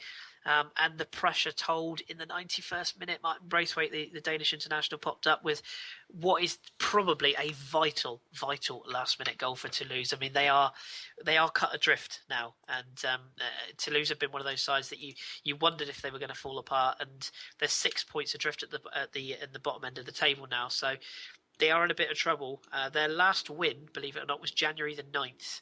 So it's quite a while. And their last home win, this is even more shocking, was back in November. So, they've got to start picking up points at home. As for Gazlec, they're slipping into trouble still. It's only 1 win in 9, only 2 clean sheets in 15. And they've conceded 38 goals, which is the third highest amount in Ligue 1. So they've got to address the slip. They're still doing amazing things, it has to be said. And if they finish 18th, which is where they are right now, they will be over the moon with that. But they'll be gutted. They led for so long and then let it slip in the last minute. A bit of that lack of top flight experience. But maybe they'll turn it around. Finally, we're going to end with a bit of a storied French football club rivalry, perhaps Marseille, Saint Etienne. How did it end up? Well, I will skip through the game very quickly because a lot of it was largely forgettable. But I got some fun stats for you where I compare Marseille to other clubs. But Kevin Monepake seemingly had won this game for St Etienne. With 5 minutes to go, he popped up and got what looked to be the winner. And this was after Nkulu had been sent off for Marseille on the 60th minute for a straight red. But wouldn't you know it, that man, Michy Batshuayi, popped up in the 90th minute and got the leveller for Marseille. And trust me, that was a vital point for Marseille, who currently sit 11th, which is unthinkable, 36 points in 11th place. But I wanted just to touch on Marseille briefly. It's 2 wins in 14 at home this season, and that's Marseille, by the way. That's incredible. And St Etienne are unbeaten in their last 4 now, and they started to score goals, which is really good for them, which is giving them a push for this Champions League spot that they crave. But just going back to Marseille, I've taken a little bit of a team profile and just analysed them a little bit. And there's 2 stats in particular that really shine out to me. Shots per game. Now, Lille, who are the one of the lowest scoring teams in the side that struggle to get goals historically in Liga, they average 13 shots per game. Okay, so you think, okay, they're low scorers, that makes sense. You compare that to Lyon, for example, 15.1 shots per game. PSG, even, only 14.5 shots per game. Marseille, 12.9 shots per game. So they're lower than the lowest scorers in Liga. So that is a worry. The other one is it's a bit of a random one, dribbles per game. Marseille are the highest, 14.3 dribbles per game. Compare that to the likes of PSG, 11.4, Lyon again, 8.8, or Lille, 10.1. And the reason I highlight that is because Marseille they seem to be, dare I say it, Arsenaling it. They love a run on goal. They've got lots of intricate, tricky players like Sven Kudu and Barada, Batshuayi himself, but they just don't like shooting. And those 2 stats really highlight it for me. And until they start putting the ball in the net, okay, they've got Batshuayi. When Batshuayi scores, they don't look threatening. They've obviously got Stephen Fletcher in now to hopefully try and get them a couple of extra goals, but they create a lot of promising situations, but they just don't have any punch, and that is the reason why they currently sit 11th. So it's a good point for St Etienne away from home, but Marseille, I mean, they got to start winning at home, if they are going to have one of those seasons where they look back and think, why did we bother? Fair enough. How about the rest of the results, and then that one match next week, and then we'll talk about some Europe after that as well. Yeah, sure. So the other results, the Friday fixture, this was the one I said to you should all tune in for because it was going to be good. It was going to be exciting. It was 0-0. Oh dear. Bordeaux-Nice. It was wretched. So sorry, I clearly know nothing about French football. Whoops. Monaco, they continue their charge into the Champions League places. 2 goals for Carrillo and another goal from another player that I'll mention in a second. Got them a 3-1 victory over Troyes. Gay with the reply for Troyes. We've mentioned, we should mention, I should say, PSG 4-1 wins. They're back to normal service after the draw against Lille last week. Van der Veel scoring, Zlatan getting 2, and Elisa Cavani with the other strike. Prince Oniange, great name that, getting the goal back for Ram. It was 1-1 at that point actually, but PSG pretty much steamrolled. That was also nice to see Ezekiel Lavezzi getting the bumps before his move to China, so he signed off before the game. And Cannes beating Rennes by a goal to 0. The winner by the unpronounceable Nitiba Zonkiza. I think that's how you pronounce it. Probably not, but he got the winner anyway, that chap, for Cannes. That's a good result for them at home to Rennes. And Lille, who played Lyon on Sunday night. 2 red cards for Lyon, Jallet and Grenier sent off. It was a dirty game. Could easily have seen at least another 3 red cards. Heavy amount of bookings. Sofiane Boufal getting a rather fortunate free kick winner, drifted in at the far post. So big points for Lille. Another setback for Genesio at Lyon. And just when you think that they're back in business, they go and poo the bed. So yeah, that's the other results for you. Table wise, PSG. Yeah, they're top of the league, 73 points. Wow. Monaco all the way back on 49 points in second. Nice, 41 points in third. There's quite a race actually for the third Champions League spot because you've got St Etienne tied on 41 points in fourth. Lyon then 39, tied with Nantes, amazingly, on 39. Also Cannes, back up to seventh, also on 39. And Rennes, 38, just outside. Down the bottom, Troyes still doomed. 14 points from 27. Toulouse, 22 points, as I said earlier, though, cut adrift from Gazalec, who are just outside the relegation zone, but they do have a 6-point cushion on 28 points. And then you've got Reims, Guingamp, Montpellier, Bastia, Lorient and Lille all looking over their shoulders just above those. So there we go. That fixture to look out for? Yes, it's the one that leaps off the page. To be perfectly honest, Lyon PSG. It's a Sunday night game. It's not a derby, but it kind of is a derby. If that makes any sense, it doesn't. But you know what I mean. It's one of those fixtures where two of the big sort of giants, as it were, of French football will meet. So that one is an 8:00 kickoff in the UK. I believe it's on BT Sport, so you can have a look at that one. And we've got some Europa League games, haven't we, before I touch on the news? So I should touch on those.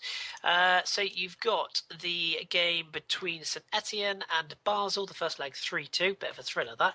So the second leg is indeed in Switzerland. So we'll see how St Etienne get on there. That's a pretty tasty tie, actually. I think it'll be worth a watch. And then also, as Tom mentioned earlier, you've got Marseille going to Athletic Club or Bilbao, whichever we want to put it. 1-0 down from the first leg. I fully expect Bilbao to come out of that with the results. So that's your games in Europa League for French teams this week. Do you want a quick bit of news before we move on? Yeah. So, news this week. I mentioned one of the Monaco scorers. Well, Thierry Henry, who I'm sure we're all familiar with by now, he lost a record, and that is being Monaco's youngest ever scorer, because the third goal for Monaco against Troyes was Kylian Mbappe. He's 17 and 2 months, and it's his first goal for Monaco in the colours, so he takes that record away from Thierry Henry. So there you go. There's another exciting name to look out for, Kylian Mbappe. Sofiane Boufal, he has confirmed that he is set to leave Lille in the summer. No surprises there. Marquinhos will ask to leave PSG if no changes occur. According to his agent, he wants to play as a centre-back. He's been used out of position. Yet another player doesn't like playing where he's told. Tut tut. Arsenal and Manchester United scouts were present in the Bordeaux-Nice game to watch Vincent Cosiello, who we of course covered on the Hipsters Choice last week. And the final one, it's a shame John isn't here because I know he loves Ligue 1 funny stories. The player for Bordeaux, Lamine Sané, the former Bordeaux captain, I should say, he's not had the greatest of Februaries, having been temporarily banned from Bordeaux's first team after following a fight with the reserve goalkeeper Jérôme Prier. Well, he was in the dressing room, and that was, of course, not particularly good, and he was roundly booed following his return to the side, again coming on as a substitute in the game at Nice. It couldn't really get much worse. Oh yes, it could. The local paper, Sud-Ouest, reported earlier today that the player was stopped by police for driving his Ferrari, yes, that's Ferrari, without a licence. Nice one, Lamine. So there you go. Footballers, no brains. You can insert your own puns here. Now, briefly, before we move on, if you had to put your money on somebody or the club where you think Sofiane Boufal will go, where would you actually have to guess? As much as it pains me to say it, Tottenham Hotspur. Oh, dear. I think it's a match made in heaven. I think that Spurs could probably do with one extra player in the creative department in case anything happens to Eriksson or Lamela. The only other place I could probably see him going is Newcastle, and I really hope that doesn't happen because we all know what Newcastle do to young, talented French players. Indeed. Or not so talented in the case of Florian Thauvin. Less said the matter. Well, thank you for your rundown, Kris. No worries, I shall take back the reins, and this is going to be the fastest thing you've ever seen on two legs on a podcast. It's this week's Best of the Rest.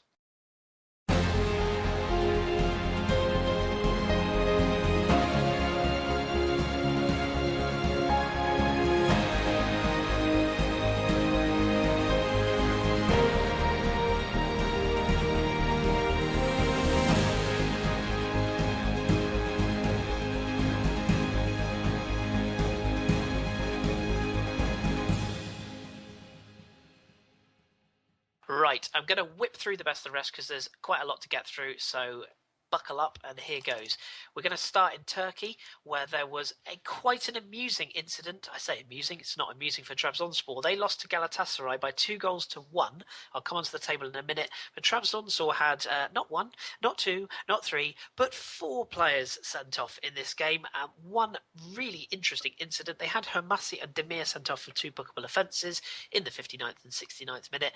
But then late on, Cavanda was sent off in the 86th minute for bringing down a player in the box. And it was a dive, by the way. He was sent off for that as the last man. And then in the protests, the referee's red card was knocked out of his hand. Dussen, the Trabzonspor player, picked up the red card, showed it to the referee. The referee turned around and said, "That's lovely. Thanks very much for that. I'm sending you off." So I think I remember Gaza being booked in the Scottish League a few years ago for doing the same thing. But let's just say Turkish referees don't have the best humour. So Dussen was sent off. So 4 red cards in one game. Who'd have thought? Goal there for ex-Arsenal player Lucas Podolski, I should say as well. Just very quickly to bring our Turkish listeners up to speed, I'm sure they know actually, but for everyone else, Fenerbahce are top on 50 points, Besiktas 48 points in second. Rather surprisingly, Galatasaray all the way back in third on 37 points. And then there's lots of other unpronounceable sides that I'm not even going to attempt, because I remember when Tom tried it before, it didn't end well. So Ikizikspor are bottom, 17 points. Mersin Idmanyarodu. Oh, crikey, this is terrible.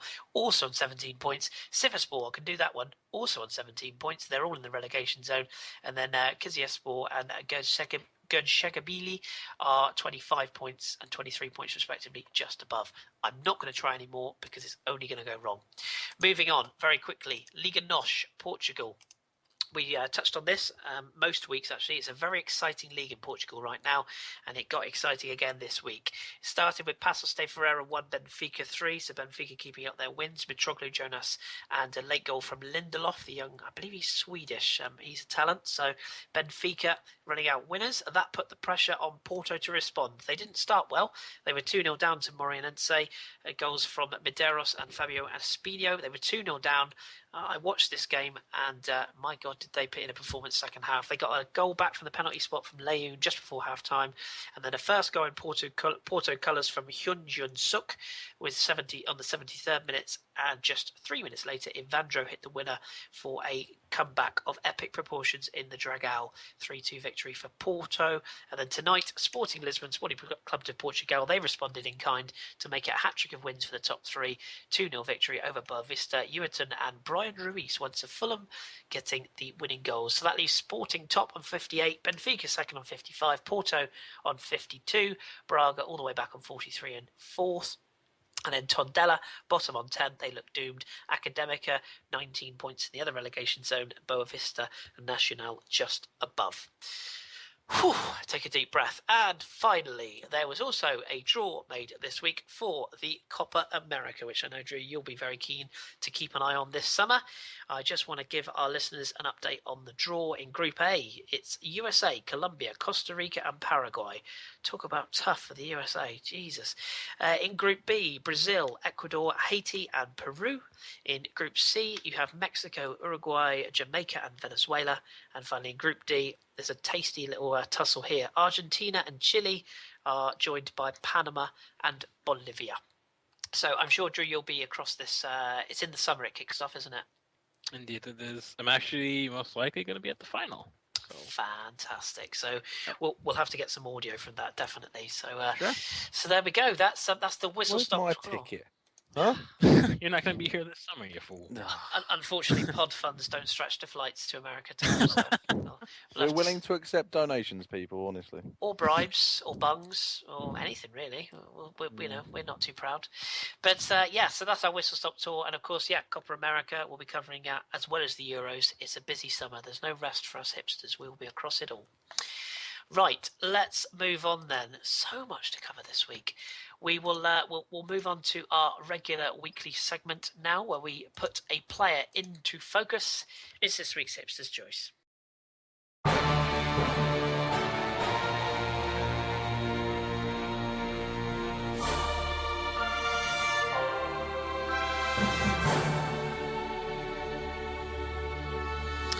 Right then, who have we got this week? We're going to go into sunny Spain. We're going to go into La Liga this week, and we're going to pick out a player that I know Tom is very keen to talk about.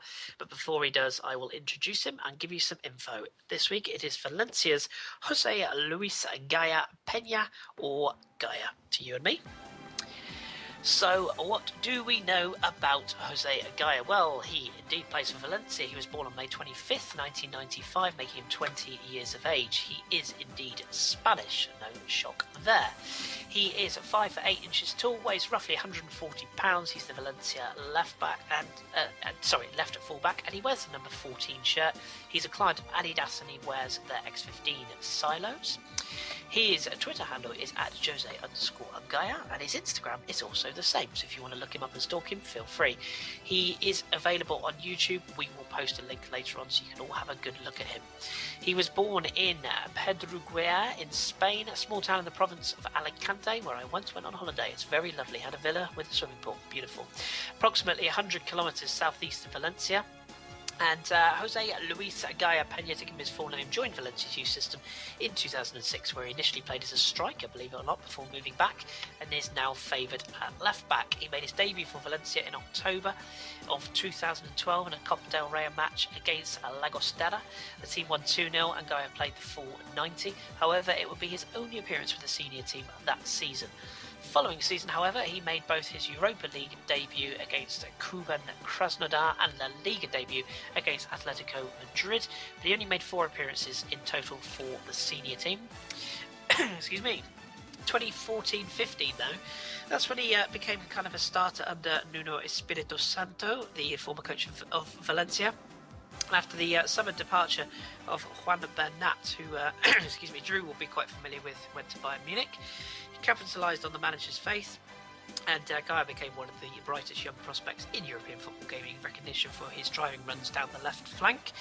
And he scored his first competitive goal in September of 2014 in a 3-0 home win versus Cordoba. And he made 35 La Liga appearances, 1 goal, 6 assists, 10 yellow cards, yes, 10. And he had a 79% success pass rate in that season. And his preferred, he was playing in his preferred kind of left-hand side of the back 4 role under the coach in a 4-2-3-1.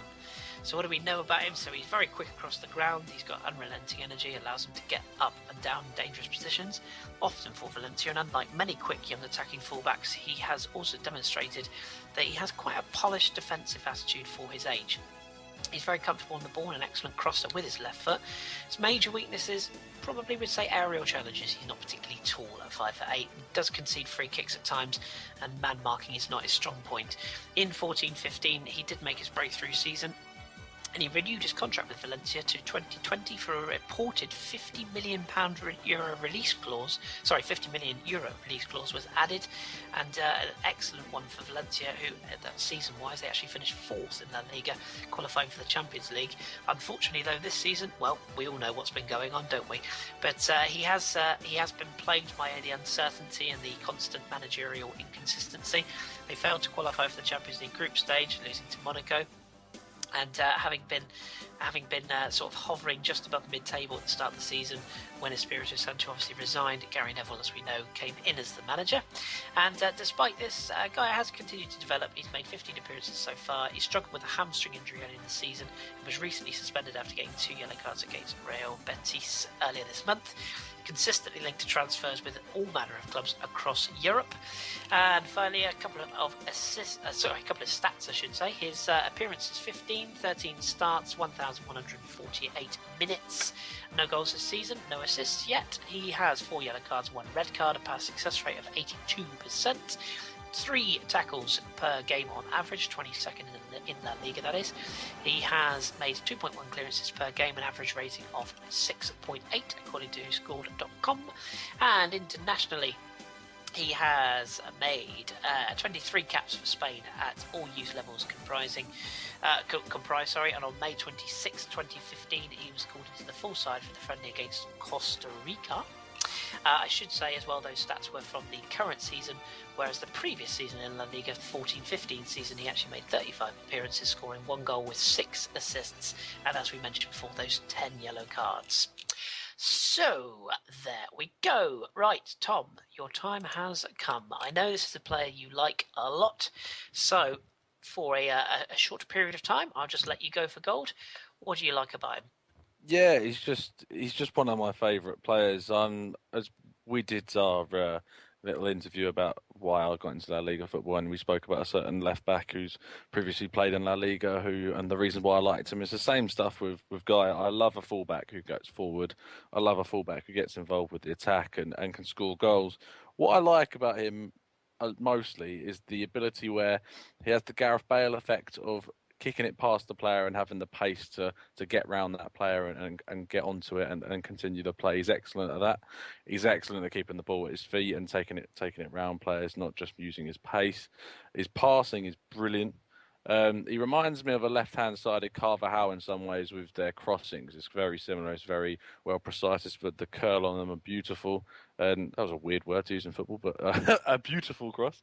But no, I love the guy. In terms of transfers and stuff, Drew, I know we want him at Arsenal, mate. I know we do. But I really think he's Marcelo's replacement in the future. I really can't see where else it's going to come from. He likes being in Spain. It's a bit of a German thing where Spanish players are happy being in Spain and not too keen on leaving all the time. I think he'd be good at Madrid. I think because of the way he gets forward and how often Marcelo is involved in Real Madrid attacks, I don't think Jose Gaya would be out of place at all in that Real Madrid side. So yeah, sorry, Drew, but no, he's a great player. He's so much potential. Still in his early 20s, and he'll be going forward with much promise.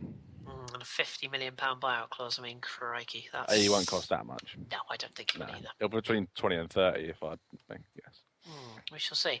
Definitely one to look out for, and I'm glad we've got him in because I know you've been bugging me to get him into this, into the Hipsters Choice Hall of Fame, if you will. So yeah, keep an eye out for him. And Valencia, did we mention who they were playing this weekend? No, but I'll quickly find out for you. Please do. I believe he wasn't in. Well, just while you're looking it up, he wasn't involved in the matchday squad this weekend in their victory. No, but, to be fair, he's been replaced by Sequeira, who's coming from Atletico recently because of the suspension what he got against Betis. So maybe he'll play against Rapid Wien in the Europa League, perhaps if they're going to rotate. Bilbao at home this weekend. Ah, there you go. So there's 2 games to look out for. Game. We shall see if he gets his place back. There we go. Okay, so that's another one done and dusted. And again, if there's any more information you want to know about Mr. Gaya, we will post a little YouTube compilation of his best moments. And obviously, Tom is ready and raring to answer any questions that some of you might have. Okay, before we answer some of your questions, you lovely listeners, we are going to whip through this week's Team of the Week.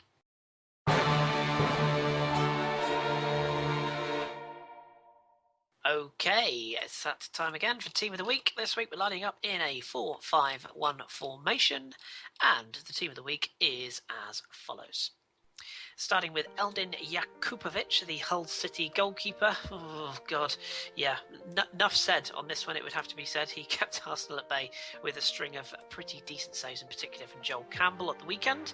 He's in goal. Gregory van der Veel, the Dutch fullback. He scored one and set up Zlatan's second in PSG's 4-1 victory over Ram. So he gets in at right back. Benjamin Hubner of Ingolstadt scored the opener in a 2-0 victory over Werder Bremen. Solid centre-back performance all game. Obviously, he's going to be vital for Ingolstadt moving forwards.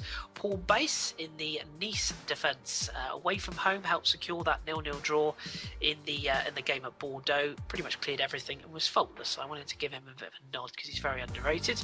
Rafa Guerrero, cheeky little nod to the old Lorient boy there. The stoppage time free kick winner was vital for Le Merlot as they beat Gancom 4-3. He gets the nod at left back. Arturo Vidal, very understated performance actually in the 3-0 victory over Darmstadt. Really superb performance for the Chilean, who's obviously had his critics recently, I think it's fair to say, with his off-pitch alleged incidents, but he was superb for Bayern. Mohamed Salah just gets the nod ahead of Christian Tello, purely for that goal as much as anything else. But 2 good goals in the 5-0 destruction of Palermo. That second goal, though, woof. Marco Asensio, there you go, Tom. He's finally made it in. He, as you said earlier, ran the game, scored the winner against Deportivo. It's a vital 3 points for Espanyol in their quest to pull away from the drop zone, so he makes it in as well. And he's joined in an attacking trio with Dimi Payet from West Ham. Took Blackburn apart pretty much single-handedly, scored 2, including a superb free kick, which I believe he started to celebrate before it even gone over the wall. Beautiful. You got to love confidence, haven't you? Still not good enough for Didier Deschamps. Another story for a rainy day. Eden Hazard finally turned up for Chelsea. They beat Manchester City by 5 goals to 1. He scored a free kick and set up 2 of the other goals. By far and away his best performance this season, albeit against an understrength Man City side. And Edin Dzeko completes the starting lineup. Obvious reasons, really. He missed that sitter, but wow, 2 goals, 2 assists. A really impressive show of character to come back from a pretty terrible start to the game. And then whipping through our bench, I've gone with Domenico Mater from Bologna. He kept the amazing clean sheet for keeping Bologna at bay. Really was superb. Let absolutely nothing past him in that game.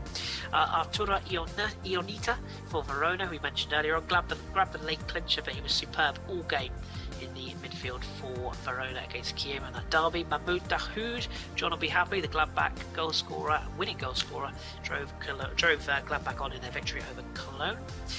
Oliver Norwood, the first Reading player to make team of the week, 2 superb crossed deliveries for 2 assists in the 3-1 victory over West Brom in the Cup. Matty Fernandez, that fabulous header in the opening goal in the 3-2 victory over Atalanta. Mark Uth of Hoffenheim, mentioned earlier on in Drew's roundup, scored 2 in a really impressive victory over Mainz, which he led the line superbly. And in the absence of goals from elsewhere, they were vital strikes. And finally, couldn't leave him out, could you? Zlatan Ibrahimovic scored 2 and set up 2 against Ham. Complete midfield striking performance as a link man. So there you go. That's this week's Team of the Week. As usual, we will post it on our Twitter account and it will be available on our website, so feel free to have a look at that.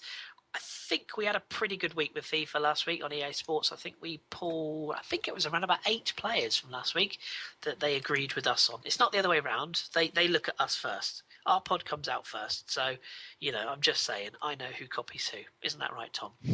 Yes. Certainly is. There you go. Right, okay. So that's almost it for us. But before we go, it wouldn't be a show if we didn't turn it over to you, the loyal listener, as we go to your questions answered in the Onion Bag. Right then, gentlemen, we got around about 5 minutes-ish to whip through all these questions, so keep your answers snappy. We're going to start with Theo, who's at MJ Tomic. He asked a question before, just as me and Drew were going off the air when we did the satchel, so I thought it was completely fair that we got his question answered. And Drew, I'm going to get you to answer it. Why do certain clubs rotate for the Europa League, considering they're in the Europa League, as that's their level?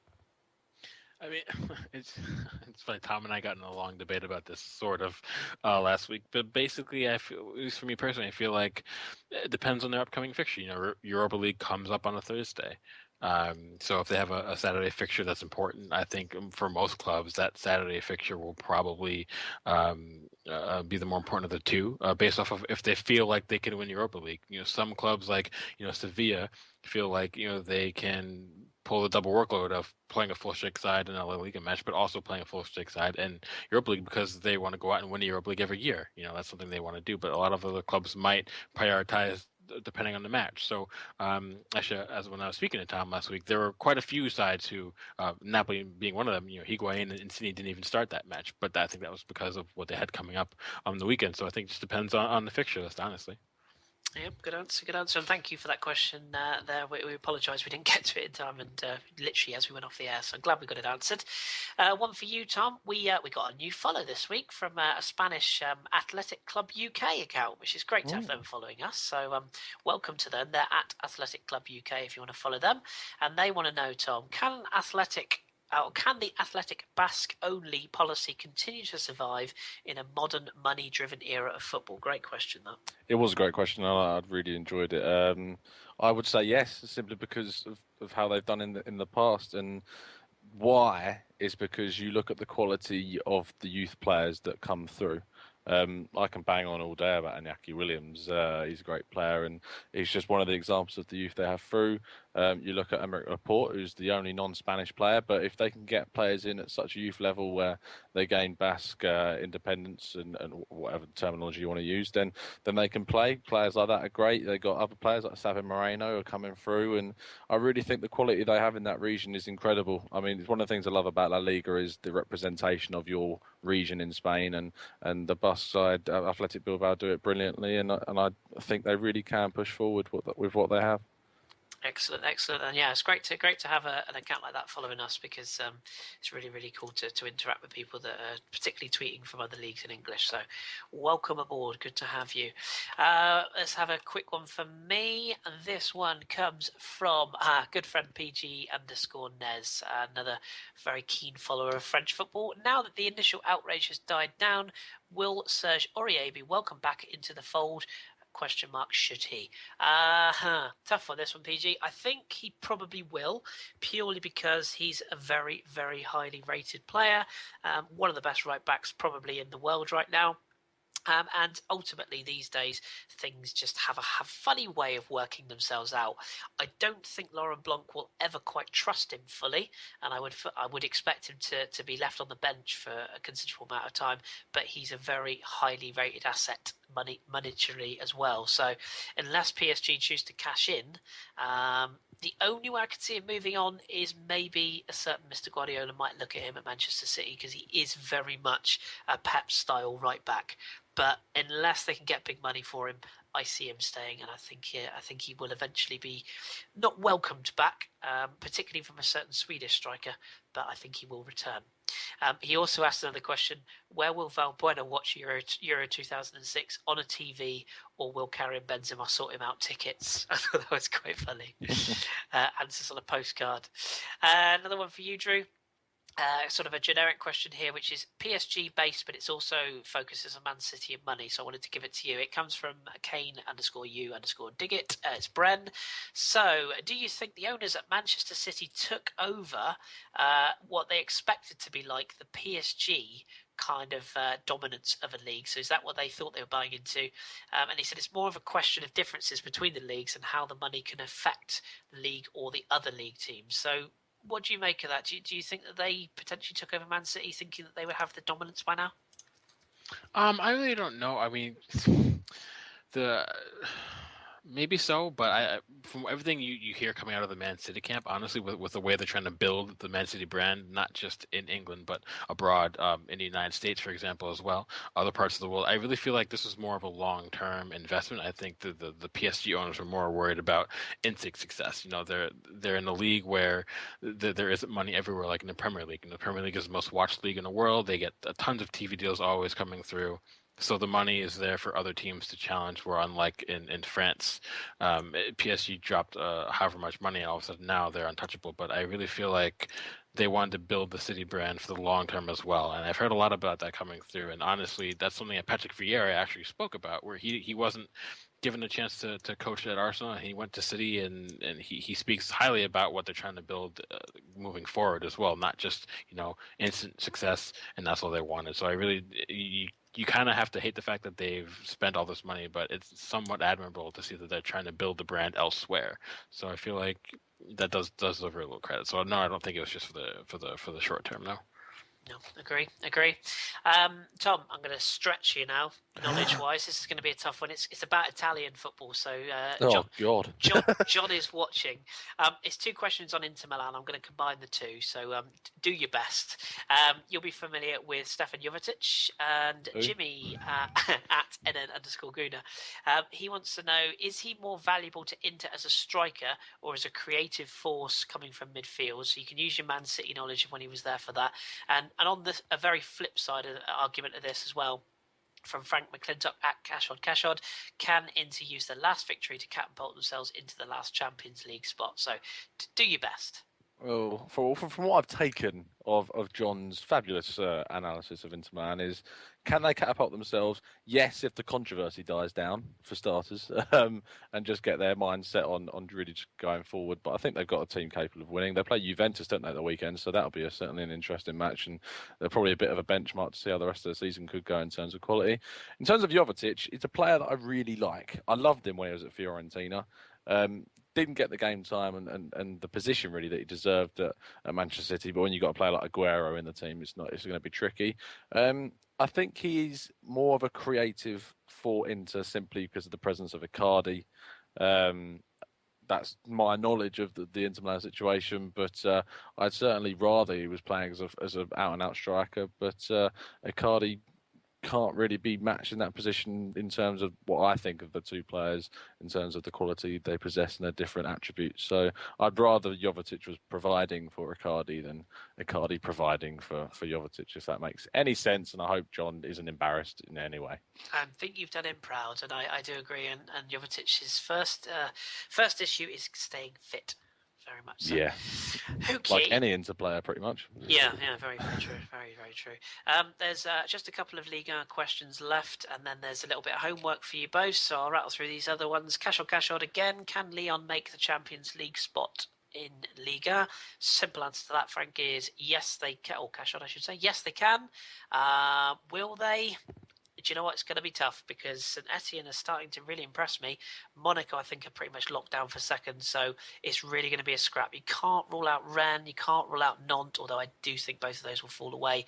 So for me, it's a straight shootout between St Etienne and Lyon. Keep watching this space. Joseph at RTZ_Joey. Name one player from Liga that Arsenal should look to buy this summer. Who would it be and why? I've picked out. Obviously, I'm going to say Fekir, but I'm going to change it slightly because that's just too obvious. I always use the same answer.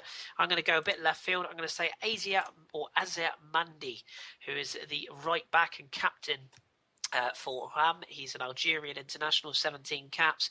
He can play right back or centre back. Arsenal definitely need to reinforce their right back area with Mathieu Debuchy obviously going to move on and Hector Bellerin emerging. He is 24, so he offers a little bit of experience, but with a longevity as far as value goes. He's 6'1", certainly lacking in height in the Arsenal defence, and that ability to play either centre back or right back could prove very, very valuable, particularly in an Arsene Wenger team. He's made 145 appearances, scoring 11 times for Ham since he joined in 2009.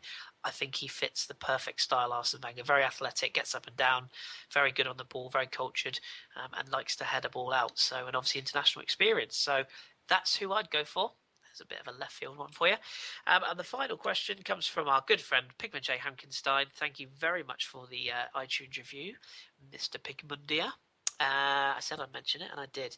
He asks, how should PSG approach transitioning from the team centred around Zlatan to post-Zlatan world, and can't be Cavani, can it? Love it. No, I don't think it can be, Pigment. You know my views on Cavani. One goal against Chelsea, a very good goal, has to be said, but doesn't prove anything to me. Sorry.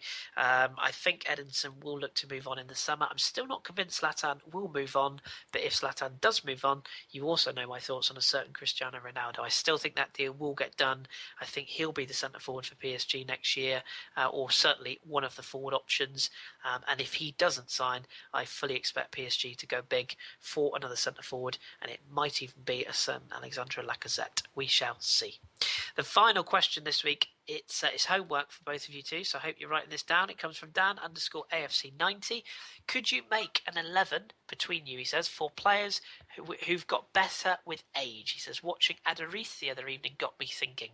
Now I'm going to slightly tweak this question, as I said to you guys earlier on. What I'm going to ask you to do is, Tom, obviously, a La Liga team from you, please. Drew, from you, a Bundesliga team, please. Obviously, John, I will pass this information on to. I have already picked my Liga side, but in the interest of time, I'm going to keep it under lock and key until next week. I've actually picked a full squad, so it's up to you guys. You can either pick an 11 or you can pick a full squad. I've even managed to cobble together 7 subs, but it's up to you. I will let you decide on that one. But there you go. There's your task for next week. pick a team of players that have got better with age. So there you go. So we will do that for you, Dan. And we should say that anybody out there listening that wants to do the same, feel free. Send us your teams. We'll read them out. So there we go. That's all the questions answered. Thank you to all of you that have sent questions in. I do want to give a massive thank you to those that have left iTunes reviews for us. 5-star ratings, fantastic. Really appreciate it. Cannot say highly enough of the people that have done them. And please, if you haven't and you've got 5 minutes, there's a link. We posted a tweet earlier on of how to do it. Just pop yourself on iTunes, pop us a review. If you like what we do, the more iTunes reviews we get, the wider we can spread our net and the more listeners we can get. So really appreciate that. Also, YouTube comments. I've had a couple of exchanges this week with some new listeners who've given some very kind feedback. Drop us a tweet at the FH Podcast. Drop us an iTunes review, or drop us a message on YouTube, or indeed email us, which I should say, we've had a blog, which I mentioned earlier on, at RLF86, Fred Thurman. His blog is now live. It's on the Women's Super League. It's a full preview of the women's season. You can go to our website, follow the links, and you can read that blog as well. Speaking of blogs, Drew, who is up this week for the Hipster Hall of Fame on Friday? Half of it we won't really enjoy, but it's Norwegian legend and Rangers fan favorite Tore André Flo, who oddly enough also unfortunately played for Chelsea once upon a time. So yeah. Big Tore André Flo, splendid. And the final couple of things to plug is on Thursday we will post another one of our superb, if I do say so myself, interviews. This week it's Christian Nuri, who is the editor-in-chief of Get French Football News, which I'm sure a lot of you will be well aware are quite a big.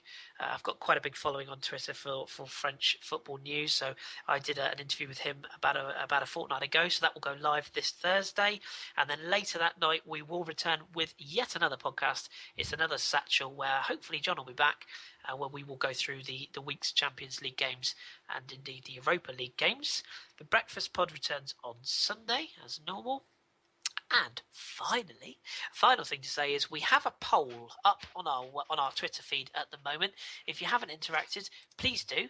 We welcome your feedback. And the question we've asked you is simply, if we were to offer a monthly or maybe 2 weekly, but probably at the moment more likely to be monthly roundtable edition, basically no script, it's just the 4, maybe 5 or 6 of us, all of us, on a hangout, just talking football. We'll get some sort of subjects together in advance and we'll just talk football and put it out as a special.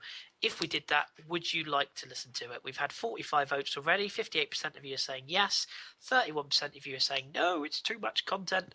And 11% of you are saying you're happy as it is. So get along to our Twitter account, stick a vote down, have your say. We will do whatever you want us to do. Right, that's it. Enough of me, enough of us, enough of my voice. We're done. We're out of here. Thank you all very, very much for listening. We really appreciate it. And Tom, thank you very much to you, sir. No problem, pal. And Drew, thank you very much to you. Anytime. And on behalf of John, who I'm sure will be back very soon, thank you to him for his Serie A notes for this evening. And thank you, as always, to Kelly for her kind work with the Hipsters Choice, and indeed to Kat for all her work on the website, and Gaz for his production work. I will say those immortal words: keep your beard strong and your glasses trendy. Look out for the interview on Thursday. Look out for the Satchel. And we will speak to you very soon.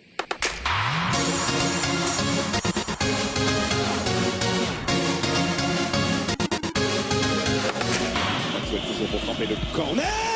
Oh, quel geste! Quel geste! L'égalisation de Zlatan Ibrahimovic.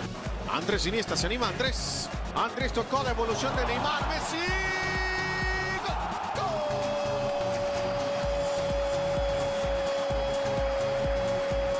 Versucht alles aus sich rauszuholen. Verfolgt von Schmelzer. Müller vorbei an Weidenfeller. Müller. Bayern München ist Pokalsieger. Che può battere Insigne con il destro a cielo. Adelante! Favoloso! Si gonfia la